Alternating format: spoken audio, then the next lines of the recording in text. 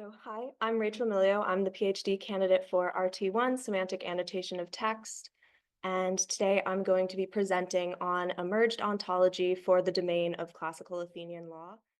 So on the agenda today, I'm going to start by introducing a use case for this ontology, which is the legal dispute between Demosthenes and Aphobus, just to contextualize everything so everyone can sort of understand what this ontology can be used for, even if you don't have a background in Athenian oratory, which I think most people here don't, but correct me if I'm wrong. And secondly, I will give a tour of the four ontoterminologies that are being combined into this ontology. And next, I will explain how the ontoterminologies have been merged into the one ontology. And lastly, I will demonstrate some competency questions and Sparkle queries in order to evaluate this ontology. So firstly, our use case is the case between Demosthenes and Aphobus, who was Demosthenes' guardian. So this case is attested in 3 different speeches, Demosthenes 27, 28, and 29. It's notable because it's the first ever case brought forward by Demosthenes, who would then go on to be one of, if not the most famous classical Athenian orator. And in this speech, Demosthenes has the goal of reclaiming his inheritance, which is being withheld from him by Aphobus, who is his guardian. So within this case, there's actually 2 separate legal events, 2 separate cases that are involved. So the first is Demosthenes versus Aphobus, and this is a suit for damages. And the second is Aphobus versus Phanes, and this is a follow-up suit for false witness testimony in which Aphobus is attempting to overturn the decision against him by suing one of the witnesses Demosthenes provided in order to reverse the decision.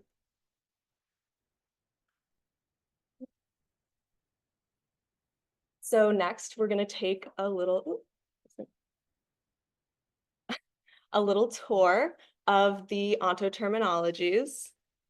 So the first of, first off, I will clarify what I mean when I say ontoterminology. Giuliana already introduced this, but just to reiterate, and I'm sure it will come up again throughout the day, but an ontoterminology is a terminology whose conceptual system is a formal ontology. So the first of these is legal processes. These are the types of events that are occurring within the Athenian legal system. So every forensic speech within the corpus of Athenian oratory is written for a legal event. These are different types of lawsuits. The purpose of this ontoterminology for legal processes is to contextualize oratory, so providing information such as the audience or the stakes, what kind of penalty would the defendant face if he or she was convicted, gives a lot of extra information when we're interpreting these speeches. The axes through which we are analyzing these legal events can be broken down into substantial and procedural. So substantial is things like the charges. So this is a lawsuit for financial damages, or this is a lawsuit for homicide. Versus procedural, these are the steps that will be taken because in the Athenian legal system, you could, if you were accusing someone of murder, there were multiple processes that you could choose, whether you are having them arrested by a magistrate, whether you're making a proclamation at the funeral of the victim, whether you are arresting them yourself is even a possibility. So there are also procedural characteristics. And in this ontoterminology, I also distinguish between the entire legal process, which would be from bringing a charge forward to the conviction, and legal stages, which are also specialized language describing just parts of a legal process. So here is a little visualization of the hierarchy of legal processes. The terms that are being displayed are the ancient Greek terms, but the ontoterminology also includes English terms. And this is just showing all the different ones that are included and sort of hierarchically. I created these visualizations using GraphDB because I like that it lets you do colors and stuff. I think it's fun. So here we can see the legal stages visualization, and this includes the stages, which are in red, and those yellow bubbles at the bottom are the essential characteristics or the differences of each stage. So you can see the differences that are only belonging to one stage, or if you look at the right-hand side, you can see some of these differences overlap. And if we return to our use case, here is the legal process of a suit for damages, and you can see all the differences there. And on the right-hand side, this is a suit for false witness. So these are the two legal processes that are relevant in the Demosthenes against Aphobos case, and you can see all of the differences, all of the characteristics of each of these processes. Right. So our second ontoterminology is describing the legal bodies. These are the magistrates and the councils involved in the Athenian legal system. And I've been moving sort of quickly through all of this because there's a lot of ground to cover, but if you were, I guess, very sharp-eyed when you were looking at those visualizations, you would see that, for example, the suit for financial damages has the essential characteristic supervised by the 40 and tried by the dikasterion. And this brings up the question, what is the 40 and what is a dikasterion? Because these are specialized terms as well that aren't self-explanatory. So the purpose of the legal bodies ontoterminology is to clarify those essential characteristics for legal processes that include legal bodies. And I'm defining legal bodies as official roles within the Athenian legal system that would be filled by citizens. And in terms of axes, I'm breaking down their jurisdiction into supervising, judging, and other. For example, the 11 is a legal body that would both supervise certain cases, for example, for theft, but would also be able to arrest people who are accused of certain crimes. So that's a supervising jurisdiction and a other jurisdiction. And then other characteristics of these bodies that I'm including are size, selection, term length, things like that. So here, this is for the 40, which we were talking about earlier. What is the 40? Well, now you know. They arbitrate private lawsuits. There's 40 members. They're chosen by lot. They serve a 1-year term. This is an office of Athenian law, and they supervise private lawsuits of more than 10 drachmas, is what you can't see, but it's actually included there. So next, we have our legal participants. These are the agents that are involved in legal processes that are not legal bodies. So things like defendant, plaintiff, witness, and the purpose of this is when you're looking at a speech, you don't just want to look at what type of speech it was. You want to see, who was involved, who was our plaintiff, Demosthenes, or our defendant. And another decision that I had to make with creating this ontoterminology is that the first instinct is that defendant, plaintiff should be, subclasses of person, but that doesn't work because the way ontoterminologies in TEDI structure these terms is that they are disjoint. And obviously a person cannot be a defendant and a plaintiff at the same time in the same case, but a person throughout their life will be a defendant and a plaintiff and a witness. So these have to be roles that a person holds, not a subclass of person. And axes for this include level of interest, their legal role, the status of the people who would hold these roles, and the stakes that they can face within a case.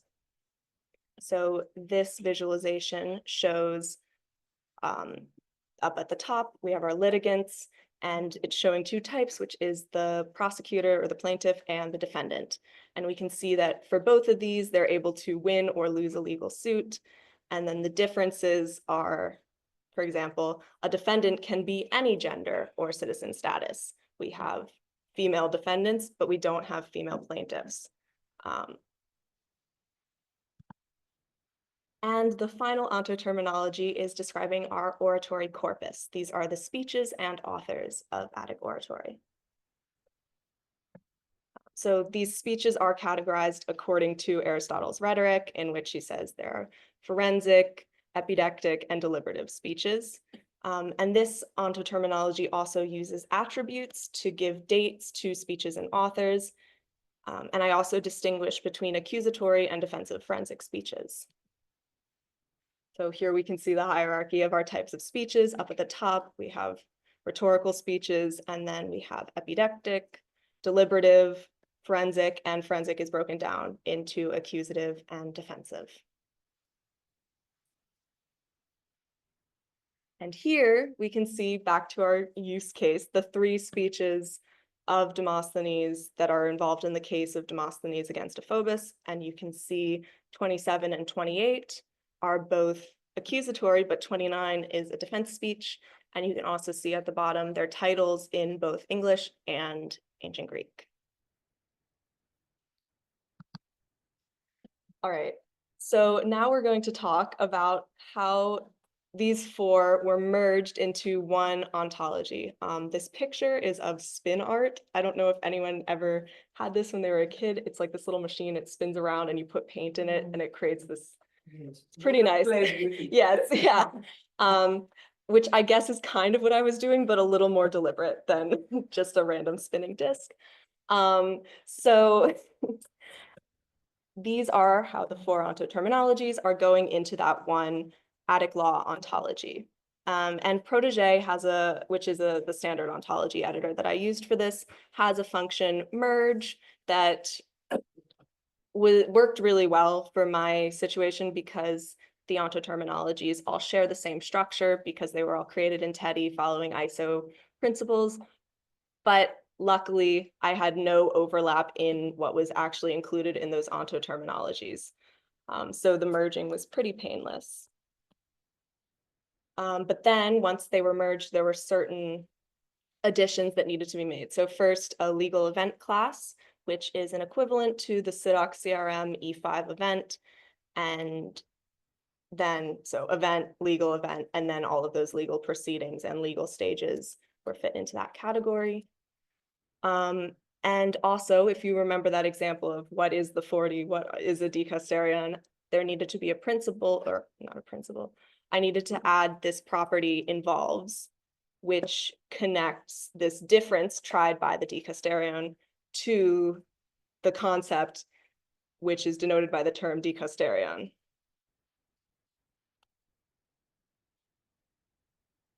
And then the next step was to populate this ontology. So connecting people and legal events through properties that are describing their role. So Demosthenes is not only the author of Demosthenes 28, he's also the speaker of that because he would have delivered that speech in court. And we also see that Demosthenes 27 was where they argued the accusation of the speech of Demosthenes against Aphobus. And then you can also see Aphobus and Phanis are these other people entities that are created that have the role defendant in both of these cases. Okay, and finally, our evaluation. So what can this ontology actually do? So if you had a question such as which speeches were authored by Demosthenes, you could use, this is a Sparkle query. If you haven't seen it before, I'm not going to really explain so much about how these are created, but Raphael has a really good tutorial if you want to learn more. But through that Sparkle query, you can get a result like this. So here we see author and speech, and so these are all of the speeches that Demosthenes authored. What legal roles are held by Aphobus? Once again, here's a Sparkle query. It took out the prefixes section because it's the same as in the previous one, but here we're getting the labels and the role labels. So the label is Aphobus, and we have his roles that we know Aphobus was both a defendant and a litigant in different events that we have attested. What legal events have a phobos as a participant? So he was the plaintiff in a case against Phanes for false witness testimony, and he was a defendant in the case brought by Demosthenes for financial loss. And then, what was the charge of the case with a phobos as a defendant? Another query. So we see here's kind of the way the hierarchy works. The key is just any lawsuit. It's a private lawsuit, and most specifically, it's a private lawsuit for financial loss. Okay, and then if you are learning about this case and you want to really contextualize it, understand things a little more, you could ask what legal bodies were involved in the case where a phobos was the defendant. It's a much longer query, and we can see that Tetara Conta, which is the 40, and the Dicasterion were involved. And we can also see their role, that one was supervising and one was trying the case. And the next steps for me will be to populate this ontology with the in-text references to people. So the people who are mentioned in speeches that aren't the plaintiff, the defendant, the witnesses. And I will need to determine the best way to create these annotations, like what format these annotations will be in, so that mentions of people can be semi-automatically added. Great, thank you so much.